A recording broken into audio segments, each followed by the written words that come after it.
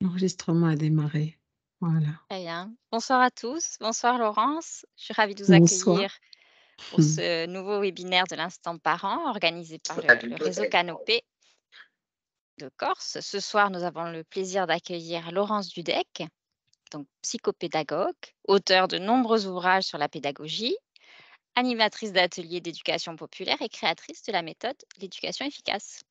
Laurence a choisi de nous parler de la première clé de cette méthode, la valeur et le pouvoir de l'exemple en éducation efficace. Avant de commencer, je vous rappelle de bien laisser vos micros éteints et vos caméras aussi. Nous vous invitons à poser des questions tout au long de l'échange, dans le chat ou en levant la main. Nous vous donnerons la parole si vous le souhaitez. Si vous voulez apparaître, il n'y a pas de souci, c'est avec plaisir, au contraire. Je vous informe que ce webinaire est enregistré et sera diffusé sur notre chaîne YouTube.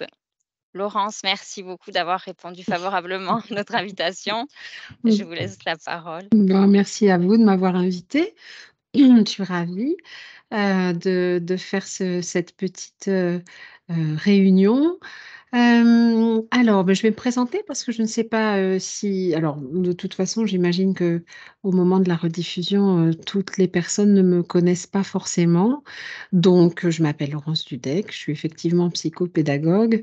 Je suis aussi alors j'ai pas mal de casquettes. J'ai aussi une casquette de psychothérapeute, en hypnose ericksonienne, mais vraiment là, aujourd'hui, c'est, celle de psychopédagogue qui intervient aujourd'hui. Donc, je suis créatrice effectivement de la méthode éducation efficace de Laurence Dudek, qui est une méthode qui a pour objet de mettre en œuvre toutes les théories de la non-violence éducative. Donc, c'est une méthode que j'ai créée il y a une quinzaine d'années, après avoir longtemps travaillé en psychopédagogie autour de beaucoup de théoriciens des théoriciennes, parce qu'il y a pas mal de femmes dans la partie, de la bienveillance, de l'éducation positive, alors tout ce mouvement-là qu'on rassemble sous le terme non-violence éducative,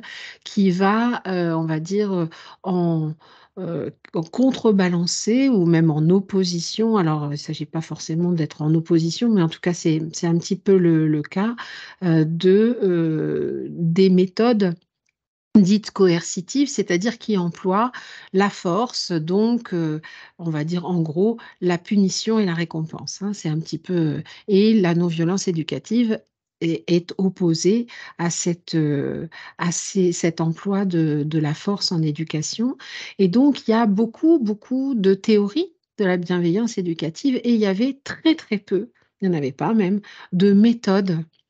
Alors, il y avait une méthode quand même, hein, qu'on appelle la méthode Gordon, hein, qui vient des États-Unis et dont je me suis pas inspirée complètement des contenus, mais il se trouve que le docteur Gordon a écrit un livre qui s'appelle Parents efficaces. D'accord. C'est son grand livre. Et moi, la méthode, je l'ai appelée volontairement éducation efficace. J'ai choisi le terme efficace parce que je voulais un terme qui ne soit pas polysémique, un terme qui veuille dire quelque chose de simple et qu'on ne peut pas interpréter. Efficace, ça veut juste dire que ça marche. Ça Ça veut marche, quoi. pas, voilà. Ça veut pas dire autre chose. Ça veut pas dire que, par exemple, parce qu'il y a des gens qui disent, ah oui, éducation bienveillante, ça veut dire que si on ne la pratique pas, ça veut dire qu'on est malveillant. Ou éducation positive, ça veut dire que si on la pratique pas, ça veut dire qu'on est négatif, enfin des choses comme ça, hein.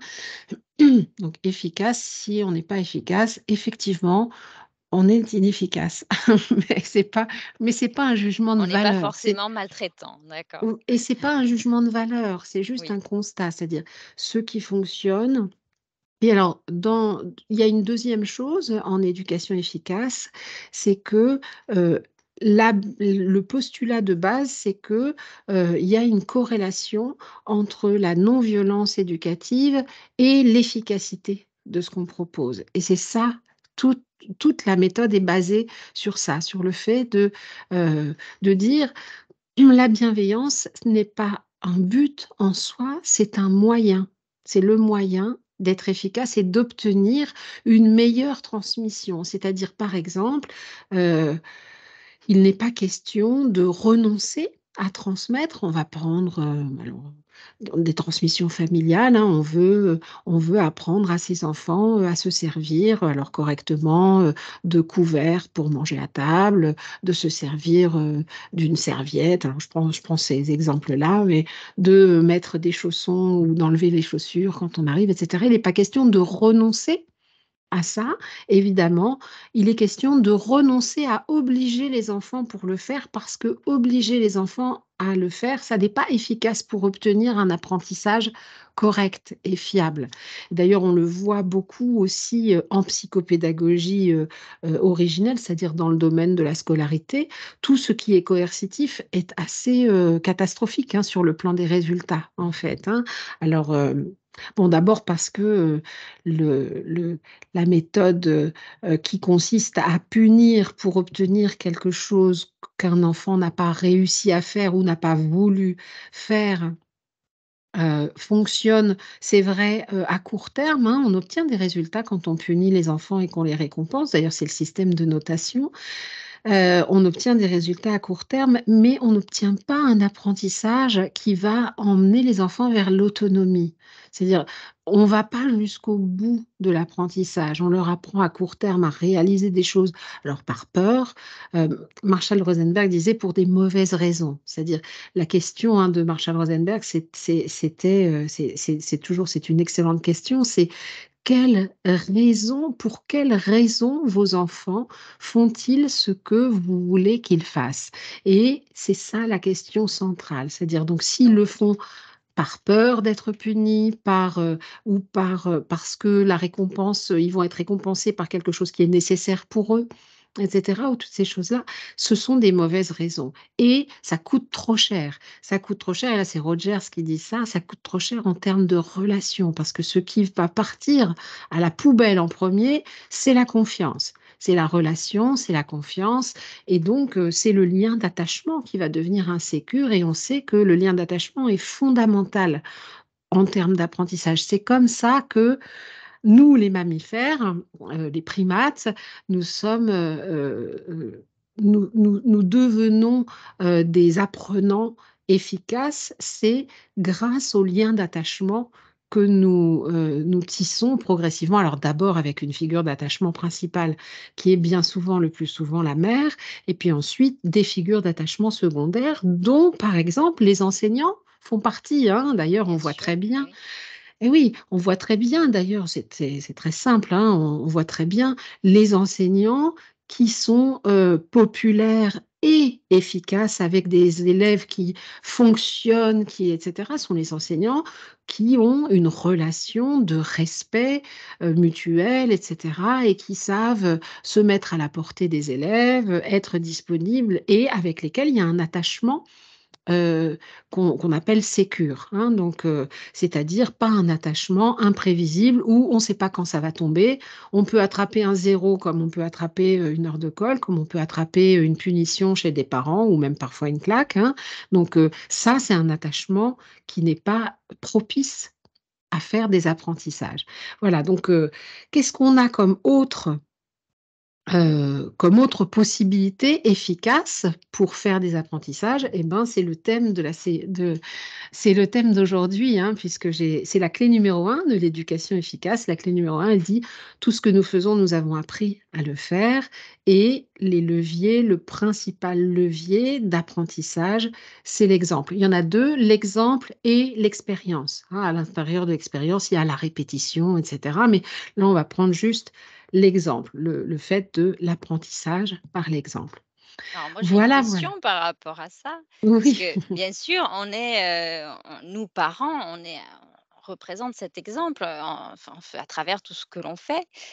Comment on prend conscience de ce qu'on fait bien et de ce qu'on fait mal finalement? Qu'est-ce qu'on transmet? À quel moment on arrive à s'extirper un peu de nos habitudes, de nos mécanismes pour arriver à intégrer de nouvelles façons de faire et puis déjà de prendre conscience, hein, de qu'est-ce qui ne va pas ou quelles sont les choses qu'on fait mal, voilà.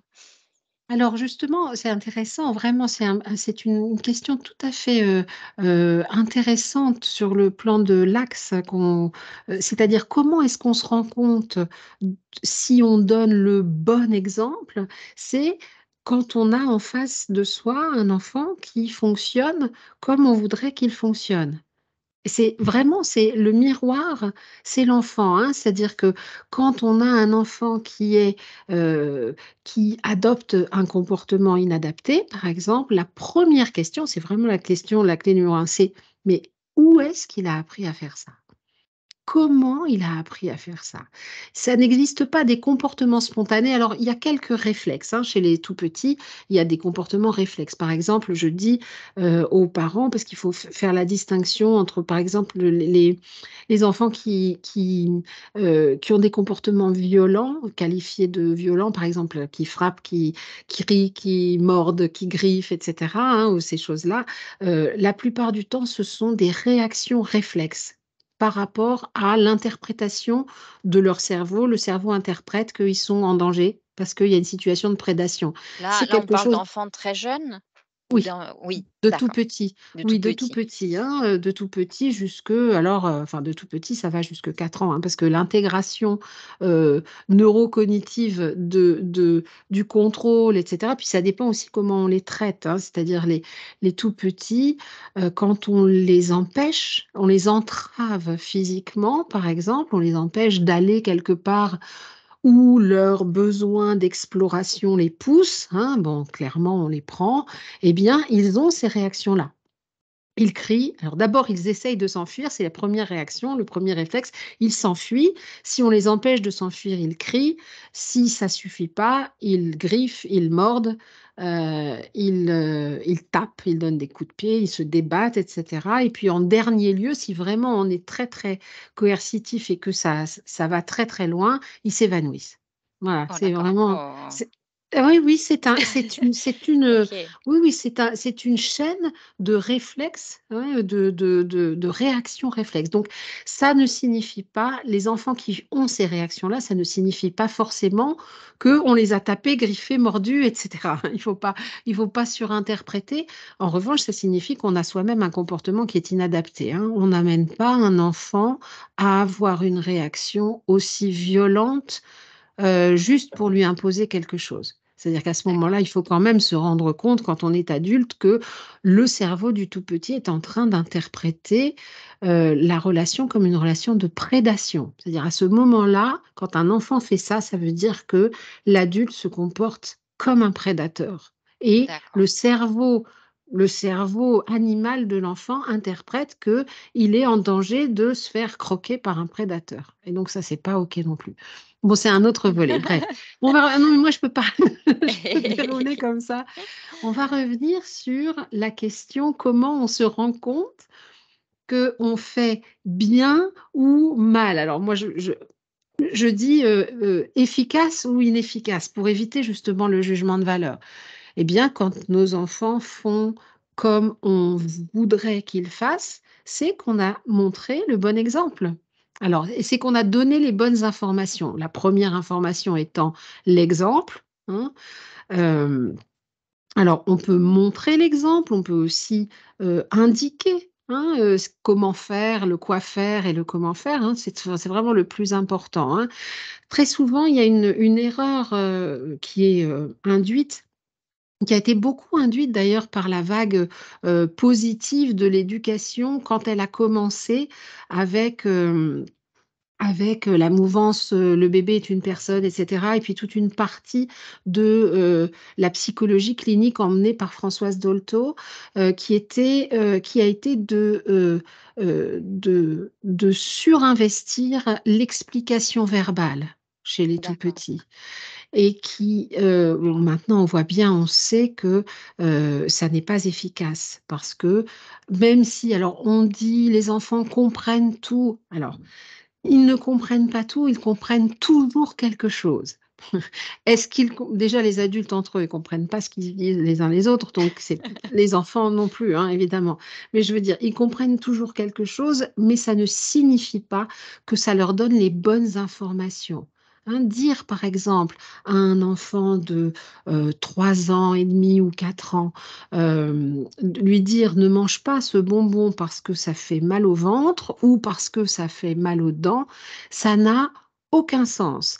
Il va pas Avant, faire le lien, en fait, entre les 2 choses. D'accord. alors ça commence à peu près vers 4 5 ans, mais c'est vraiment doucement, mais on va dire avant 7 ans, les liens indirects de cause à effet ne sont pas investis avec efficacité. Donc ça veut dire que un enfant va comprendre que quelque chose est chaud et brûle parce qu'il va approcher sa main et c'est chaud, ça oui, c'est un lien direct de cause à effet. C'est chaud, ça brûle. Mais par contre, les bonbons, ça fait mal aux dents. Quand lui, il mange un bonbon, ça lui fait pas mal aux dents. Donc, du coup, ça n'a pas de sens. Donc, toutes ces choses où on va donner des explications, on va rationaliser, on va faire des prophéties, hein.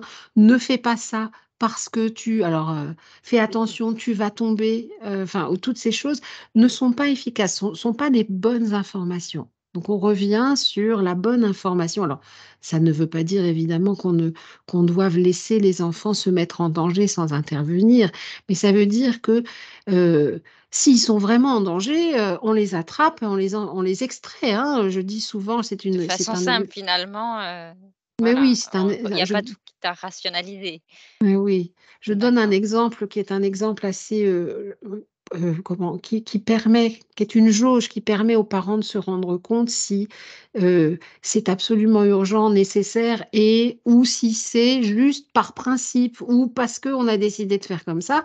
Je dis, si votre enfant, il veut boire de l'eau de javel, vous lui dites pas: «Non, l'eau de javel, ça fait mal au ventre, hein, il faut pas», d'accord? On lui attrape le on attrape la bouteille d'eau de javel si elle était à sa portée, on lui enlève et il y a pas d'explication. Non, c'est non, il peut se rouler par terre, il aura pas d'eau de javel, hein, d'accord? Donc je veux dire, c'est quelque chose il y a il y a la notion d'impérieuse nécessité, hein, qui est importante, à conserver. Il n'est pas question il y a une caricature qui est faite de la non-violence éducative, hein, et contre laquelle moi je m'insurge parce que cette caricature-là, elle est toxique pour la non-violence, justement. Ce sont les gens qui disent que être non-violent, ça signifie laisser les enfants se débrouiller, se mettre en danger les autres, être violent avec d'autres personnes, etc., hein, tout cette, c'est une caricature, bien évidemment. Ah, Par malheureusement, exemple, parfois, ça se traduit. Enfin,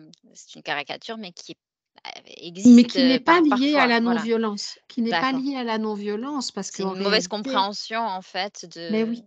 Ben oui, d'accord. parce qu'en réalité, laisser un enfant se dépatouiller tout seul avec quelque chose pour lequel il n'a pas les compétences, c'est violent, c'est pas non violent, hein.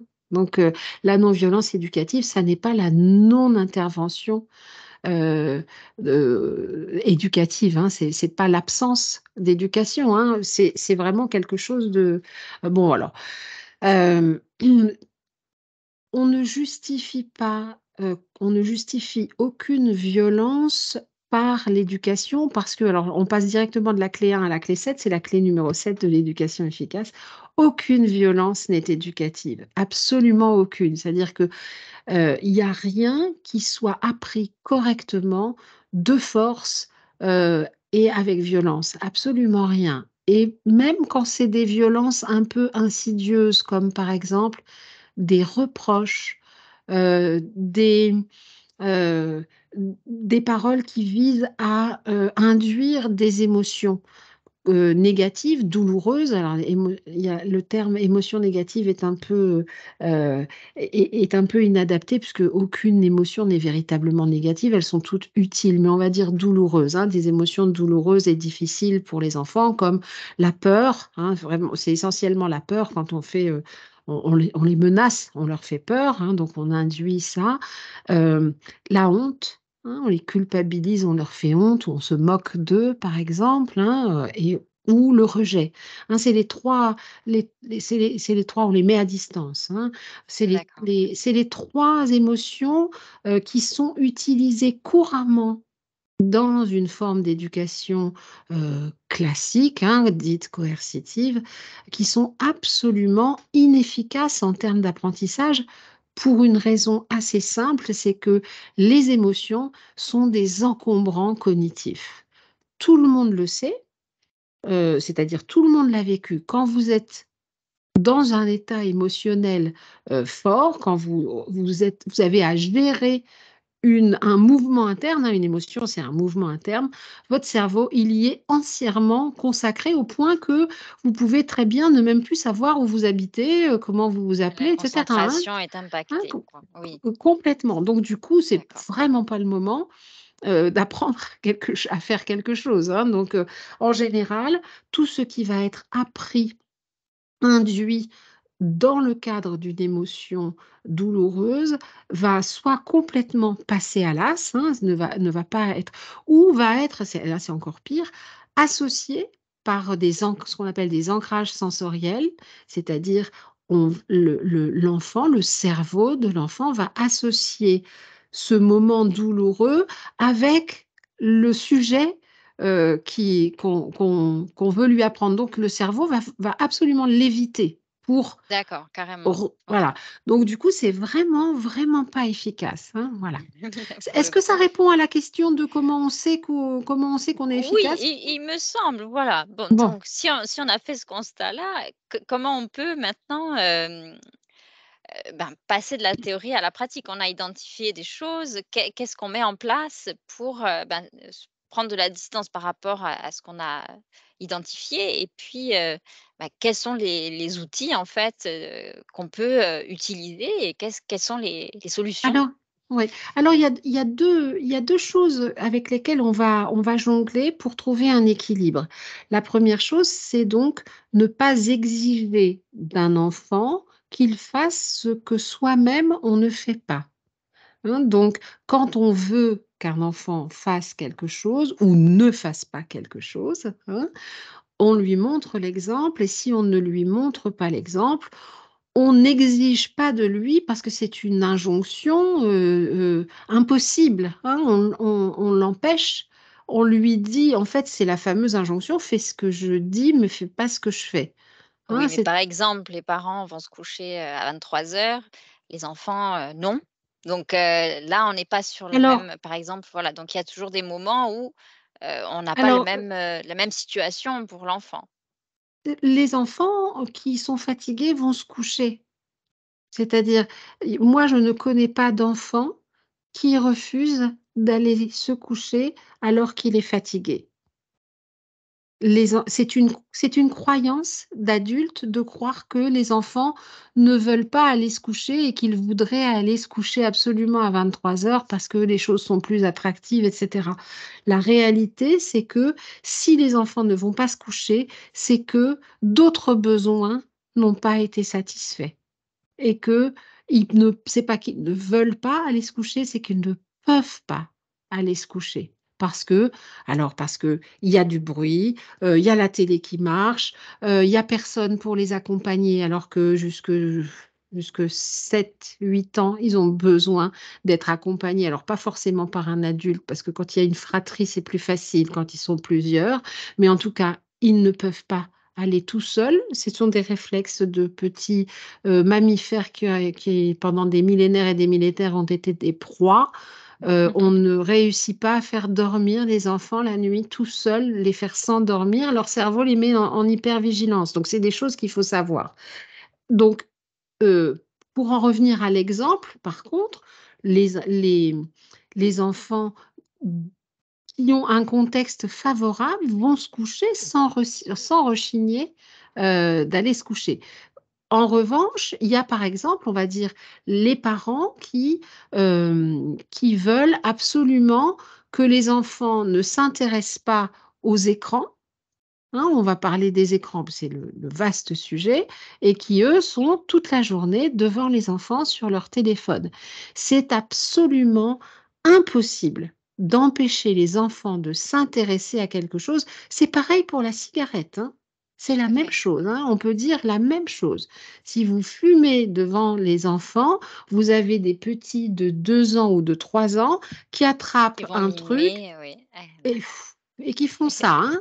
D'accord? Donc, je veux dire, et c'est naturel. mmh. Donc, Donc la première règle, c'est si vous ne voulez pas qu'ils fassent quelque chose ou si vous voulez qu'ils fassent quelque chose, montrez-leur l'exemple ou ne leur montrez pas l'exemple.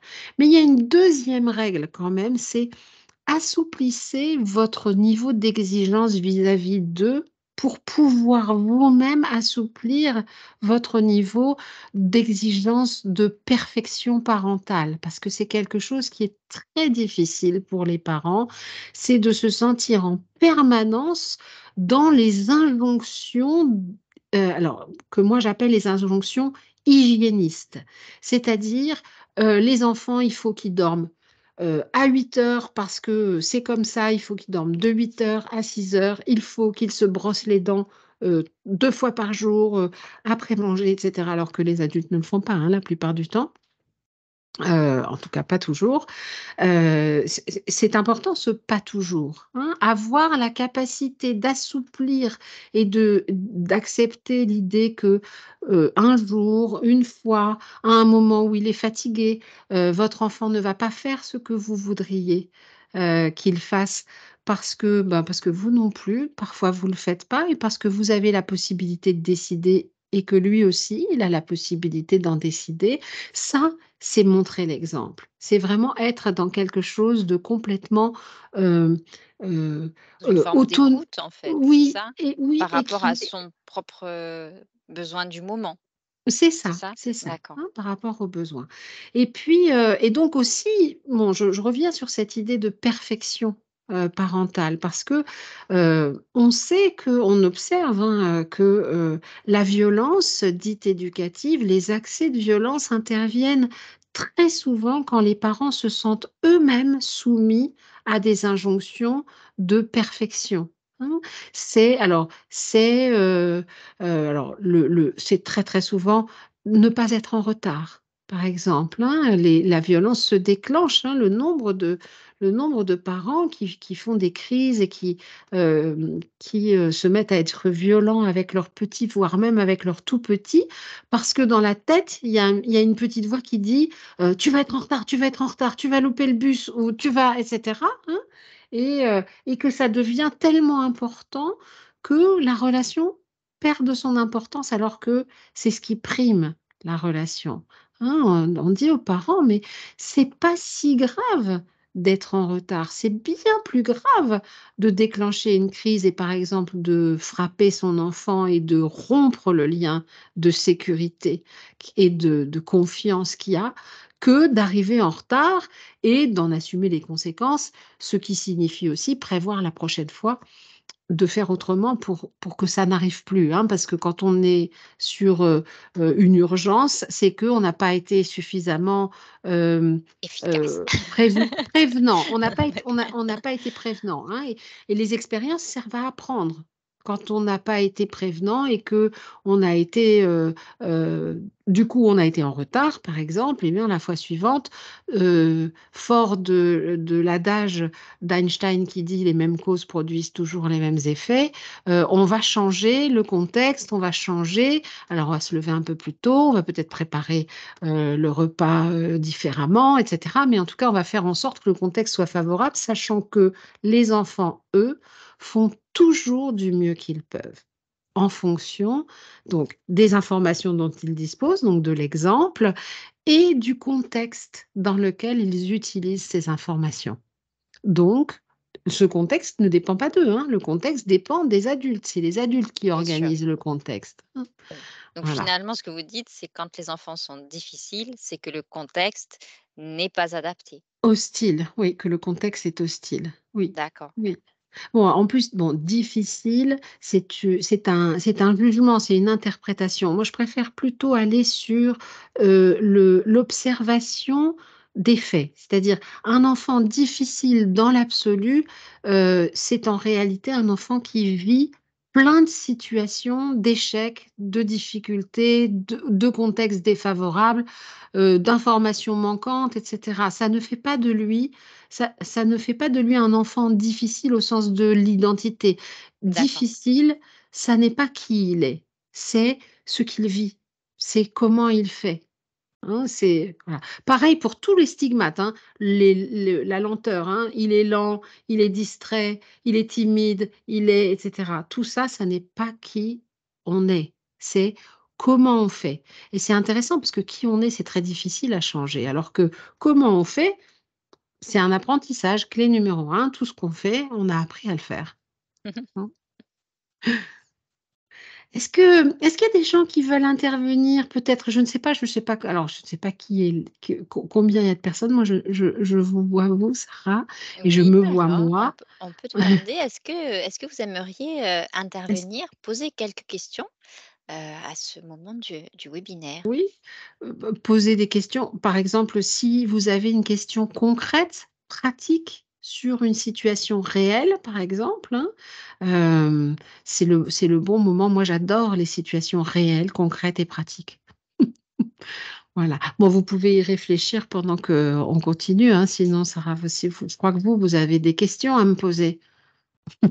Oui, j'ai encore des questions,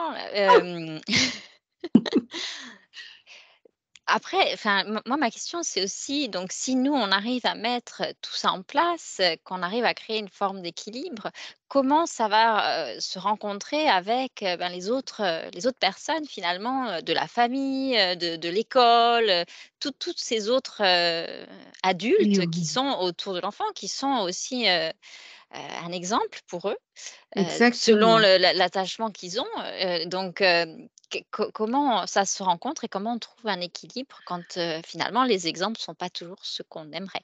Oh oui, et on n'est pas les seuls exemples, c'est vrai. On l'est. Alors, il y a quelque chose qui est assez difficile sur le plan civilisationnel là et de ce que nous avons fait de nos vies sociales, c'est que, alors, en théorie, le noyau, la famille nucléaire, hein, le noyau familial et la fratrie, n'est normalement, c'est aussi la tribu. C'est-à-dire qu'on est tous, on est des, donc je reviens sur l'idée que nous sommes des primates humains avec des fonctionnements grégaires, des fonctionnements de tribus, de clans, avec donc des familles qui sont présentes, des fratries étendues, des cousins, cousines, etc. Et tout ça, on n'en bénéficie plus du tout. Et le cerveau des enfants, qui n'est pas du tout à la naissance, n'est pas du tout à l'échelle de l'évolution, nos quelques millénaires civilisationnels là, balbutiants, n'ont absolument pas modifié les besoins naturels des enfants et donc ces besoins-là d'être dans des milieux sécurisés, c'est-à-dire dans une tribu, tout le monde s'aime, hein, on n'a pas de situation où on a des gens hostiles, etc. Ce qui n'est pas le cas dans ce qu'on fait vivre aux enfants. Il y a quelque chose qui est vraiment difficile pour moi en tant que psychopédagogue et j'ai vraiment lutté contre ça, mais malheureusement, j'ai pas été toute seule, hein, on a été plusieurs. C'est l'obligation scolaire. Alors, je sais que maintenant, c'était l'obligation d'instruction. Maintenant, l'instruction en famille est complètement malmenée, mais peu importe, ça n'est pas le sujet, c'est pas ce que je vais dire. Ce que je vais dire, c'est l'âge fixé pour le démarrage de l'école euh, euh, pour tous, hein, pour tout le Mmh. monde, obligatoire pour tous, en tout cas, même, ou de l'instruction obligatoire pour tous. Pendant très très très longtemps, c'était 6 ans et ça a été fixé à 6 ans. Ça n'est pas pour rien parce que l'âge moyen du sevrage naturel chez les tout petits, le sevrage naturel n'étant pas le moment où par, par, euh, euh, par obligation sociétale, la maman ou les parents décident d'arrêter l'allaitement, mais le sevrage naturel, c'est un mouvement naturel c'est une acquisition qui intervient chez le tout petit et qui est favorisée par la maman. Hein. Chez les primates, c'est ce qu'on observe. L'âge moyen, c'est 5 ans. Ça veut dire qu'on envoie C'est long. à l'école, on envoie à l'école des enfants maintenant de 2 ans et demi, 3 ans, qui sont des petits mammifères non sevrés et qui vivent un stress d'une très grande toxicité cérébrale. vraiment, hein, c'est quelque chose de très difficile pour eux. J'essaye de l'expliquer. D'ailleurs, les mamans le voient bien. Alors, c'est pas Pas pour l'histoire. tous, parfois ça se Alors, passe aussi de façon, assez alors, fluide, ça surtout veut s'ils pas ont été dire un peu qu'ils à la vont. garderie avant et qu'ils ont un peu Ça ne cette veut pas habitude dire. finalement. Ça ne veut pas dire que ce soit douloureux, hein. Mmh. Le stress, c'est pas forcément douloureux. Ça veut juste D'accord, dire, et d'ailleurs, 5 ans, c'est l'âge moyen. Il y a des enfants dont le sevrage naturel est déjà acquis à 2 ans, hein, d'accord? Donc c'est un âge moyen. mmh, Si 5 ans, c'est un âge moyen, ça veut dire que ça va entre 2 ans et demi et 7 ans et demi, hein, d'accord? Donc c'est vraiment, d'accord, donc il y a des enfants pour qui c'est OK, complètement OK, mais il y a une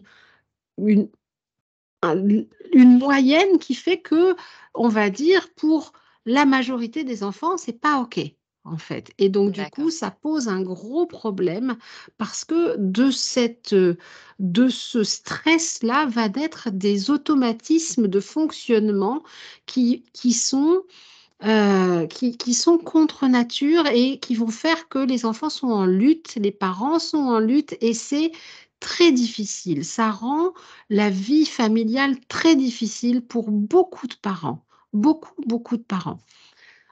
Et ça n'est pas l'école, hein, qui est responsable de ça, hein, c'est le fait d'organiser la vie sociale de cette manière-là, hein. C'est pas, il y a pas, oui, c'est oui, pas l'école, c'est pas les enseignants, c'est pas les parents, c'est la manière dont on organise la vie des tout petits, hein. Donc ça fait que déjà, à partir de ce moment-là, quand ils sont en stress, ils sont bien souvent en état de conscience modifiée et en état de sidération. Ça veut dire que ils ont pas conscience, ils sont en état de stand-by, hein. Les petits mammifères, quand les mères s'en vont chasser, hein, ou pour une raison ou pour une autre, qu'elle les laisse tout seuls, en fratrie par exemple, sur certaines espèces, ou qu'elle les laisse à garder à une autre personne, une autre figure d'attachement, ils se mettent en, ils se mettent euh, en veille, en état de veille, hein. Ça dure jamais 8 heures par jour. Mais chez nous, les humains, on leur fait subir ça 8 heures par jour. Donc, il y a des incidences importantes qui font que ils manquent d'exemples avec leur figure d'attachement. D'ailleurs, il y a des études qui sont faites et qui montrent que pendant les temps de vacances scolaires, les enfants apprennent, bizarrement, hein, les tout petits apprennent beaucoup plus pendant les temps de vacances scolaires que pendant l'école. Alors, ils apprennent pas, je ne parle pas de savoir dessiner, pas les mêmes d'écrire leur, choses, hein, voilà. ils apprennent pas les mêmes choses, mais ils Mmh. apprennent ils apprennent la vie sociale, ce qu'on appelle les habiletés sociales, etc.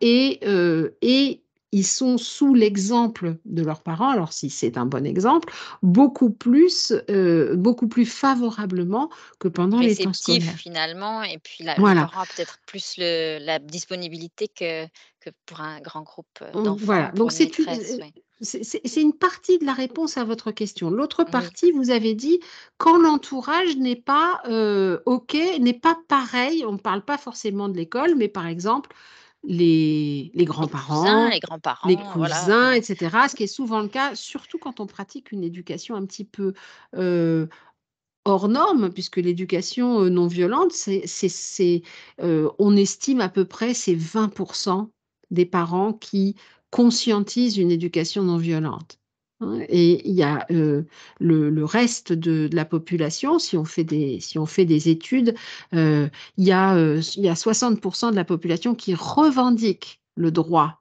à la violence dite éducative.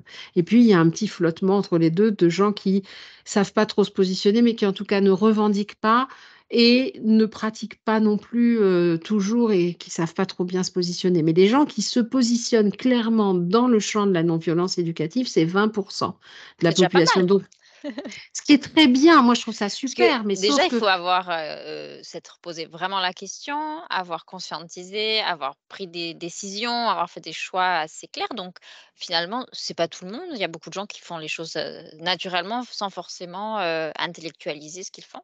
Bah, et puis Donc, surtout, ces 20 là, la plupart du temps, c'est des personnes qui ont à déconstruire leur propre conditionnement à une éducation coercitive. C'est-à-dire que ces parents-là qui veulent être non violents, ils ont à déconstruire des réflexes de violence éducative qu'ils ont acquis. Pardon, pas des réflexes, des automatismes qu'ils ont acquis, au cours de leur propre, enfance, hein. Parce mmh que c'est effectivement, c'est pas c'est quelque chose, spontané en fait c'est pas d'être dans la spontané. violence, Alors d'accord. maintenant, il se trouve, moi, alors, puisque ça fait, maintenant 30 ans que j'étudie la question, je rencontre maintenant des parents non violents qui ont eux-mêmes eu des parents non violents. Il y en D'accord, a. Et d'accord. oui, maintenant il y en a forcément, hein. J'ai une question de Eric. Oui. Heu, Eric, est-ce que vous voudriez, allumer, votre micro et votre caméra si vous le voulez, pour pouvoir poser votre question directement? Alors Eric?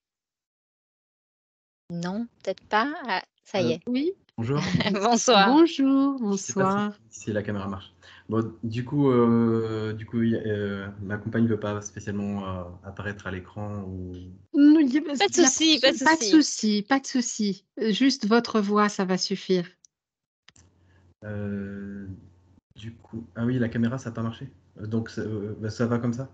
Ça va très bien, vous Ouais. inquiétez pas, voilà. Du coup, après voilà, j'ai posé la question par écrit, mais c'est vrai que vous parliez de la manière de l'apprentissage pour manger correctement, par exemple. Et c'est vrai que par l'exemple que nous donnons depuis qu'elle est toute petite, c'est pas quelque chose qui est venu automatiquement. Et quand on lui demande, parce que là, a priori, elle aime manger avec les doigts pour pas mal de choses, sauf qu'elle a 9 ans maintenant, et quand on lui demande de manger en utilisant les couverts, c'est un peu compliqué. On n'a pas, en tout cas, on n'a pas trouvé la manière de s'y prendre. Et voilà, l'exemple, a priori, voilà, suffit pas. Donc, je sais pas, je pose la question comment on peut faire. Alors, c'est une question très intéressante. Si votre fille a 9 ans, elle est complètement capable d'expliquer ce qui se passe pour elle, d'expliquer, heu d'expliquer pourquoi est-ce que manger avec, des couverts, c'est difficile pour elle et qu'elle préfère manger avec les doigts. Et est-ce qu'elle est capable de le dire? Vous lui avez posé la question? Heu, Elle m'a pas parlé de difficulté, elle a parlé de manger comme elle désire le faire. Mmh. D'accord. Et elle le fait, elle dit: «Je préfère manger avec les doigts»? Oui, D'accord. Et où est-ce qu'elle a comment elle a préféré faire ça? C'est depuis toujours ou c'est récent? heu, alors quand je dis ça, elle mange pas avec les doigts, tous ses repas, hein, c'est juste que, hem ça arrive à un gros pourcentage du temps où, elle va préférer manger avec les doigts. Dans tous les cas, elle n'utilise pas le couteau, même quand on essaie de lui dire: «Bah, là, ça serait plus facile avec le couteau» et cetera, et finalement, elle finit par manger avec les doigts, et c'est quelque chose qui a toujours été.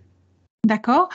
Alors, il y a toujours une intention positive. Donc ça veut dire une intention positive, c'est une bonne raison. Il y a toujours une bonne raison. Ça signifie que manger avec les doigts, c'est le meilleur choix qu'elle ait en fonction des informations dont elle dispose et du contexte dans lequel elle les utilise. Est-ce qu'il y a d'autres situations où votre fille, elle a des difficultés praxiques? Où elle a plus de mal, elle a du mal à manier des objets? Un stylo, par exemple? Je n'ai pas l'impression, quand elle est connectée, S'habiller, ça s'habiller, mettre des boutons, faire ses lacets et cetera? non, dans les exemples que vous donnez, pour moi, je vois pas de Elle problème. fait ça? D'accord. Donc ça veut dire que c'est pas Elle aime. forcément une difficulté, mais c'est un choix. Qu'est-ce qu'elle dit de ce choix-là? Bah, pour elle, c'est vraiment, enfin, comment dire? Le choix qu'elle veut faire. Elle veut manger comme ça. C'est comme Elle ça. aime manger avec les doigts. Mais vous m'avez dit, elle ne mange pas toujours Non, avec les doigts. Parfois, elle utilise la fourchette. beh, on va dire à plus de 50 du temps, elle utilise la fourchette. Le couteau, par contre, c'est peut-être 5 du temps, hein. C'est Donc du coup, elle finit par pousser les choses avec les doigts, même si elle utilise la fourchette.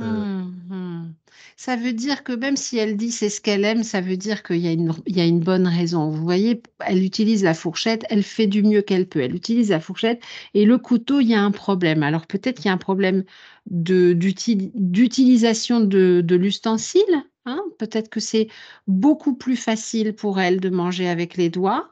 Euh, vous lui avez posé la question?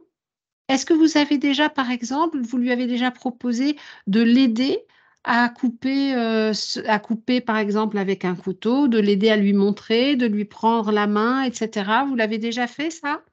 Oui, et même si elle y arrive, le truc c'est que ben, le dernier exemple c'était c'était samedi dernier, et en fait, même quand je lui propose, elle me dit non, en fait, je préfère le manger comme ça. Et Mhm. c'est vraiment, Et c'est elle se fâche?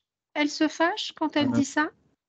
Bah, là, alors, quand je laisse faire, non, bien sûr, mais c'est vrai que la dernière fois, on a essayé de tenter de lui dire, ben là, on te demande de le faire avec les couverts. Et là, oui, elle est partie dans sa chambre, elle était triste, ça a mis un bon petit moment. Après, j'ai été présent pour elle, hein, j'ai dit, je comprends, puisqu'elle me disait, voilà, je ne peux même pas faire comme je veux, je peux même pas manger comme je veux. Et Hmm. j'ai dit, je comprends et tout ça. Bon, je sais pas comment passer cette étape-là. Alors, il y a une question qui moi, me vient, c'est qu'est-ce qui vous embête dans le fait qu'elle mange avec les doigts? Quand vous êtes là, ça vous dérange, vous, ou c'est parce que vous vous inquiétez parce qu'elle pourrait, par exemple, être inadaptée en société, par exemple? Alors ça, c'est, enfin voilà, donc bon, on est deux, hein, donc voilà, on n'a pas le même point de vue là-dessus. Moi, ça ne me Mhm. dérange pas. Ma compagne, ça la dérange justement pour la raison que vous venez de citer, c'est-à-dire le fait qu'en société, elle pourrait soit se faire moquer, ne pas s'adapter, ces choses-là. C'est une bonne raison, mais en fait, elle irait se confronter en société et elle apprendrait probablement à gérer entre son plaisir de manger avec les doigts et le regard des autres et la gestion du regard des autres. Ça lui est déjà arrivé? Elle mange à la cantine, par exemple? Elle mange à la cantine, oui. Et alors, elle mange avec les doigts à la cantine? Et j'ai profité pour lui demander la dernière fois. Elle m'a dit, bon, les plats classiques qu'elle peut manger avec les doigts, avec bon, les frites, hamburgers, tout ça. Et Oui, oui. je lui ai dit, est-ce qu'il y a d'autres moments? Elle me dit, des fois, oui. Et je lui ai dit, est-ce que ça pose Oui. problème? Elle m'a dit, non, Est-ce que quelqu'un lui a déjà fait des remarques? pas que je sache. Ah oui. Donc, en Enfin, fait, ma, pardon, je dis pas que je sache à la cantine, mais c'est vrai que ça a pu arriver quand elle a été accueillie par de la famille, par ma mère, par exemple, ou oui. une cousine, Et qui a déjà dit, d'accord. Et alors, qu'est-ce qui se passe à ce moment-là? Comment ça s'est passé pour elle à ce moment-là? elle l'a mal vécu. Elle m'a C'est-à-dire, votre mère lui a fait une remarque, par exemple, une critique, un reproche? Elle était chez ma mère et il y avait une cousine qui était présente et la cousine lui a dit non mais c'est pas comme ça qu'il faut tenir la fourchette, il faut tenir comme ci, comme ça. Et en fait, bon, elles ont forcé les choses a priori et elle a assez mal vécu d'avoir été obligée de manger à la manière qu'on lui imposait. Mhm. Elle, mal vécu, ça veut dire qu'elle était en colère? Ça veut dire que quand on s'est retrouvés, elle avait pas envie de retourner chez mamie parce qu'elle avait peur que cette situation se reproduise. Vous vous rappelez quand j'ai dit que c'est la relation qui part à la poubelle quand on essaye de faire quelque chose de force aux enfants? Oui, Ben, c'est ça qui se passe, hein. Ouais. Bon, moi, je pense que c'est tout à fait OK, c'est tout à fait légitime et OK pour vous de vouloir que votre fille sache manger avec des couverts en société quand c'est utile, mais visiblement, elle sait le faire parce qu'à la cantine, elle le fait, hein. Et elle est manifestement, elle fait la démonstration de l'inefficacité du coercitif parce que à la cantine, personne ne l'a obligée, mais elle le fait parce que tout le monde le fait. Donc elle est comme ça dans l'exemple et puis de temps en temps, sûrement, elle mange avec les doigts, mais en tout cas, personne ne lui a jamais fait de remarque. Et en revanche, quand elle s'est fait, «taper sur les doigts» entre guillemets, hein, par votre maman, eh bien, ça n'a pas fonctionné. Ce que ça a fait, c'est qu'elle veut plus y retourner. Enfin, qu'elle n'a pas voulu y retourner. J'imagine depuis, elle est quand même pas rancunière à ce point-là peut-être, mais bon, en tout cas, elle a une appréhension par rapport à ça. Par rapport à au au contexte de l'éducation efficace, le sujet que vous abordez, c'est pas tant la clé numéro un parce qu'elle a toutes les données, hein, votre fille. Vous mangez avec une fourchette et cetera et elle sait le faire, vous l'avez dit vous-même. C'est plutôt la clé numéro 3. La clé numéro 3 dit l'adulte n'a pas réponse à tout. La clé numéro 3 dit recommande de laisser les enfants vivre à partir du moment où on leur a donné les bonnes informations. Donc, on leur a montré l'exemple, le bon exemple, qu'ils ont un contexte favorable à l'apprentissage. Ensuite, les laisser faire eux-mêmes leurs propres expériences et éventuellement leurs propres erreurs. Alors, évidemment, pas non plus en les laissant se mettre en danger. Mais par exemple, cette histoire de couverts et d'utilisation des couverts, c'est une bonne manière pour votre fille de 9 ans d'exercer ses habiletés sociales et de distinguer à quel moment est-ce que elle se rend compte que c'est important parce que elle est dans un milieu social où elle n'est pas seulement entourée de gens qui l'aiment et qui donc l'aime inconditionnellement, y compris quand elle mange avec les doigts ou quand elle met ses doigts dans son nez, par exemple. Hein. Mais, et c'est ce qui a sûrement été surprenant pour elle auprès de votre maman, parce que votre maman était sûrement considérée, et la cousine considérée comme des figures d'attachement et un milieu favorable avec un amour inconditionnel. Et là, ça a coincé. Il y a quelqu'un qui lui a dit, non, mais quand tu fais comme ça, et là, vous vous rappelez, j'ai dit la peur, la honte ou le rejet. Hein. Parfois, Là, ça il y rentre a dans le eu, rejet. ça rentre dans le rejet, alors peut-être pas le rejet, mais en tout cas peut-être la honte, je ne sais pas, hein, j'en sais rien, je ne sais pas ce qui a été dit clairement, mais voilà.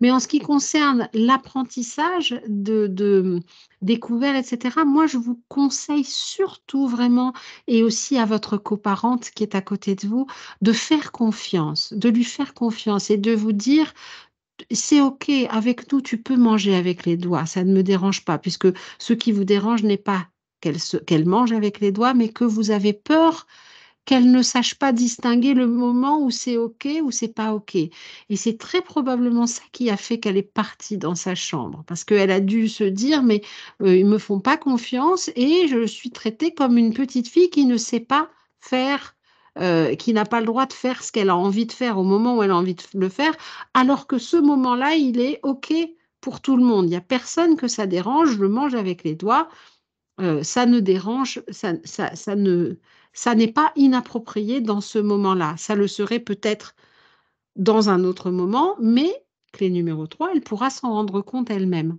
Est-ce que c'est OK ce que je suis en train de dire pour vous, Eric? Euh, pour moi, oui. Après, je ne sais pas si pour ma compagne, c'est OK de la même manière. Alors, moi, alors j'ai pour habitude de dire que l'éducation efficace, c'est pas quelque chose qui se débat, c'est pas une affaire d'opinion. S'il y a des réticences, ça veut dire que derrière, il y a un autre besoin. Peut-être que le besoin, c'est pas seulement de savoir que sa fille va être en sécurité dans un espace social ou adapté. Peut-être que c'est une histoire de rapport de force. Peut-être que c'est une histoire que elle voudrait bien que sa fille fasse ce qu'elle lui dit de faire et que peut-être qu'il y a un rapport de force qui s'installe à ce moment-là parce que elle ne se sent pas respectée.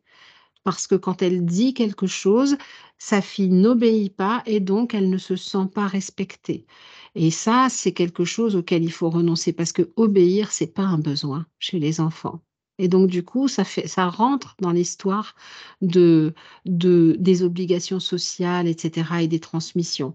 Si vous voulez apprendre à vos enfants à obéir, il ne faut pas utiliser l'éducation non violente parce que l'obéissance, ça fait partie de la panoplie de l'éducation violente, coercitive et punition-récompense. Ça fait partie des valeurs qu'on transmet dans les espaces où on apprend à obéir et à faire des gens qui obéissent à des gens qui sont plus forts qu'eux. Il y a des gens qui décident pour eux et eux obéissent. C'est fait partie du système des dominations. Ça sort complètement de la non-violence éducative. Ça peut être un choix, mais en tout cas, ça doit être un choix conscient.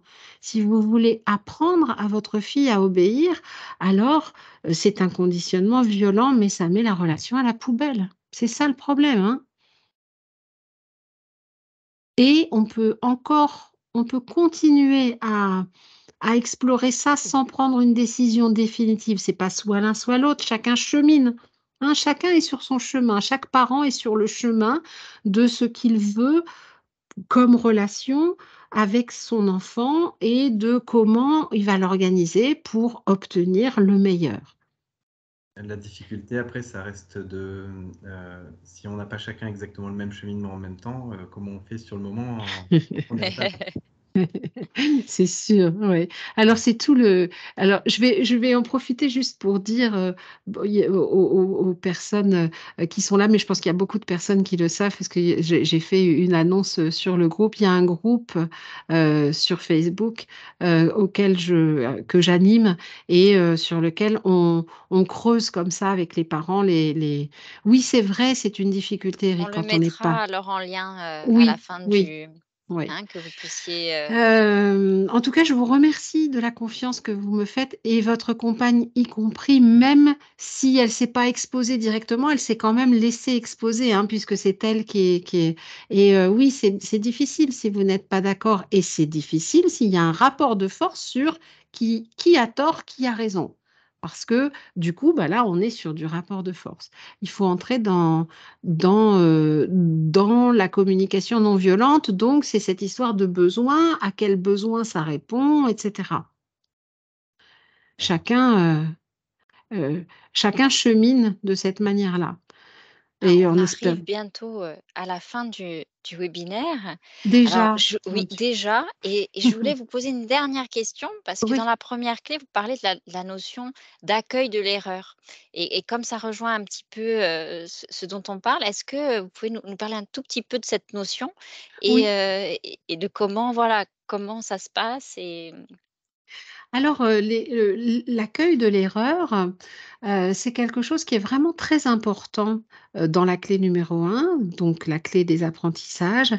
Heu, c'est que, et alors c'est pareil, je crois que ça doit être du côté d'Einstein que ça joue. On sait qu'on sait quelque chose, on sait vraiment qu'on sait quelque chose, qu'on sait faire quelque chose, donc que ce soit quelque chose de théorique ou de pratique, quand on a expérimenté de ne pas savoir le faire. On ne peut pas savoir qu'on sait quelque chose si on a toujours su le faire, tant qu'on n'a pas fait l'erreur et qu'on n'a pas fait l'expérience de ne pas savoir le faire. C'est important, d'accord. hein? Eh oui.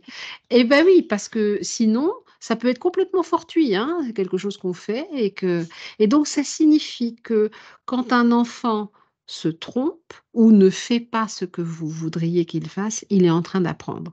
Il est en train d'apprendre. Il n'est pas en train de se tromper. Il n'est pas en train d'être en échec. Il n'est pas en train de, mal apprendre ou de ne pas apprendre. Il est en train d'apprendre.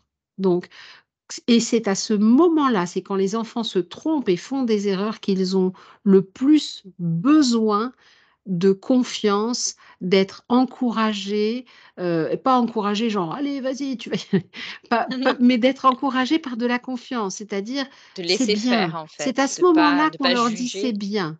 C'est-à-dire, D'accord. c'est au moment où ils font des erreurs qu'on leur dit: «C'est bien, tu es en C'est train d'apprendre». d'accord, pas c'est bien de Mmh. faire faux. Non, c'est Non, bien d'accord. d'apprendre. C'est une bonne OK. chose de se tromper parce qu'une fois qu'on se trompe, on peut se corriger et on peut améliorer les choses. Voilà. Donc accueillir l'erreur comme quelque chose de positif, C'est un c'est processus vraiment finalement de l'apprentissage naturel de oui, où on oui, teste, on voit si oui, ça rate, on réessaye et jusqu'à ce oui. qu'on y arrive. Et oui, et ça ne fonctionne pas, ça ne va pas avec la sanction. C'est-à-dire, quand une erreur est sanctionnée par une punition, hein, ou une absence de récompense, ce qui revient au même, hein, eh bien, elle perd de son statut d'étape du développement. Or, une D'accord. erreur, c'est une étape du développement des apprentissages. C'est très souvent oublié, hein, en pédagogie, classique, mais c'est le cas. D'accord, d'accord. Voilà. L'exemple typique, c'est les tout petits qui mettent des cubes dans des trous de forme Oui. heu, quand ils le font pour la première fois du premier coup comme ça, ils sont très, très surpris et ils comprennent pas du tout ce qui s'est passé. Et ils sont absolument pas contents. Ils sont complètement perturbés. Par contre, quand ils font comme ça, puis qu'ils vont aller chercher dans un autre truc, puis au bout d'un moment, paf, ils y arrivent, ils sont contents parce qu'ils ont compris qu'ils étaient en train d'apprendre et qu'ils ont fait quelque chose par eux-mêmes. C'est comme ça. Et c'est vraiment et c'est quelque chose qui devrait se répéter dans tous les domaines. Faire des erreurs pour apprendre vraiment. Voilà. Alors, Bon, on arrive à la fin. bah Si oui, quelqu'un c'était a une rapide. dernière question très rapidement, on peut peut-être la recevoir. Est-ce que quelqu'un d'autre avait envie d'un conseil encore D'ouvrir son micro pour dire quelque chose. voilà, ou voilà. Bon, sinon personne n'est obligé, hein, mais Non, bien sûr. Je vous remercie chaleureusement, Laurence merci à Dudek, vous. C'était très d'avoir agréable. animé ce webinaire. Si vous voulez nous mettre en lien Je mettrai. vers l'ouvrage aussi, pour que les gens puissent aller un peu plus loin. Ah oui, alors c'est euh, vrai. Je vais montrer. Hop. Parents bienveillants, enfants éveillés, ça c'est le tout premier livre, c'est celui de la méthode. Hein, donc c'est celui qui explique toute la méthode. Et puis le tout dernier qui s'intitule La bienveillance, ça marche. Entre-temps, il y en a eu d'autres, mais bon, je mets le premier qui est vraiment pour moi l'indispensable et le tout dernier qui est le plus abouti, évidemment, donc qui est la méthode en résumé. Et puis le sous-titre, c'est 63 questions, réponses et témoignages pour éclairer votre quotidien de parents. Voilà. Super, merci.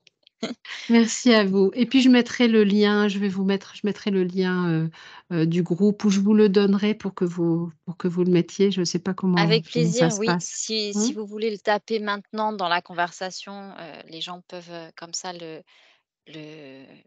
recueillir. Le Sinon, recueillir. Je vais essayer, je suis pas sûre euh, d'y arriver tout de suite. Je ne suis pas alors, vous certaine. inquiétez pas, Ah, c'est pas grave, on fera sinon. Donc vous ok. pouvez nous retrouver très prochainement pour un autre webinaire le 28 novembre. Nous recevrons donc Sophie Ettori, qui est psychologue clinicienne. Elle explorera les spécificités de la période d'adolescence, donc vraiment un sujet aussi très intéressant. Donc des manifestations classiques de cette fameuse crise d'adolescence aux signes qui peuvent suggérer un basculement vers la pathologie. Donc elle répondra aux questions et aux inquiétudes qu'on peut avoir pour nos adolescents.